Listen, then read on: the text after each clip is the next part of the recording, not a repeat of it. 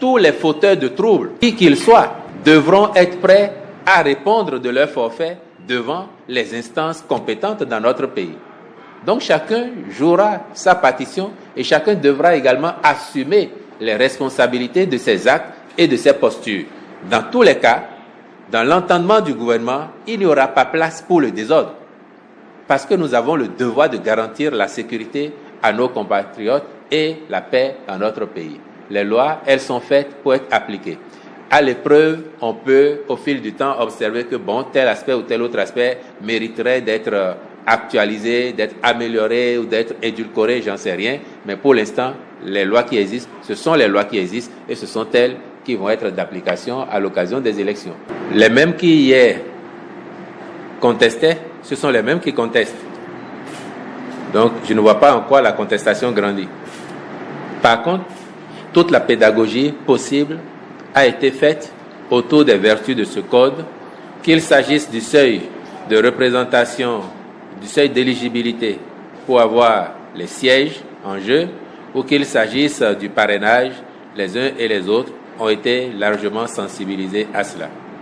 Que l'on ait des craintes quant à sa capacité à atteindre le seuil, c'est un autre débat. Et puis, j'ai déjà dit, pour faire court et simple, il y a quand même dans le pays un parti qui, de tout temps, nous a dit et soutenu qu'il était le plus grand parti du Bénin, non? Quand on a mis des seuils à ce niveau-là, 20% par circonscription électorale législative, en principe, s'il y a un seul parti qui devrait s'en réjouir, c'est celui qui a toujours dit « je suis le plus grand parti, je suis le plus fort ». Oui ou non?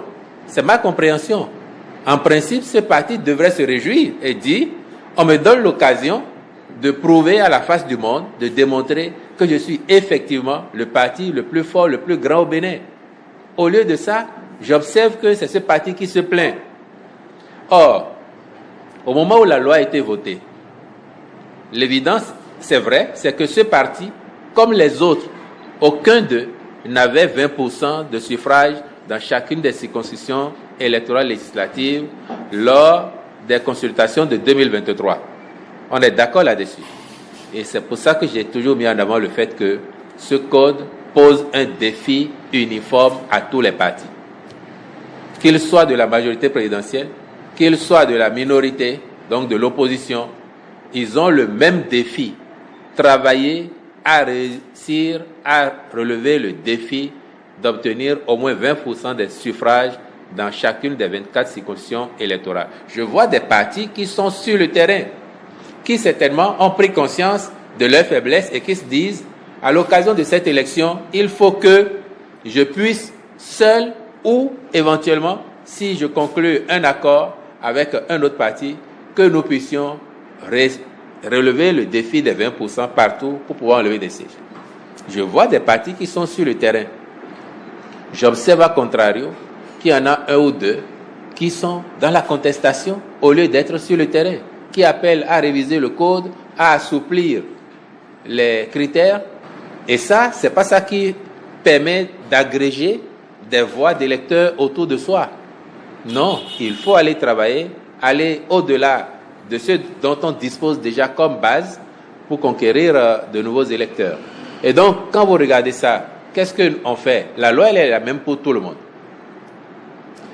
Nous appelons tous les partis à travailler, à grandir, seuls ou à convaincre d'autres de se mettre avec eux pour être plus forts. Tous ceux qui voudraient prendre part aux élections et qui en remplissent les conditions prendront part aux élections.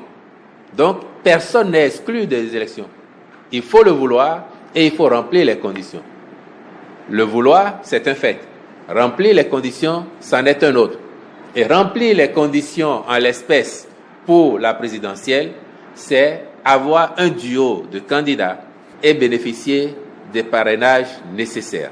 À date, l'opposition, représentée du reste au Parlement, dispose en propre du nombre de parrains nécessaires pour présenter un duo de candidats à l'élection présidentielle.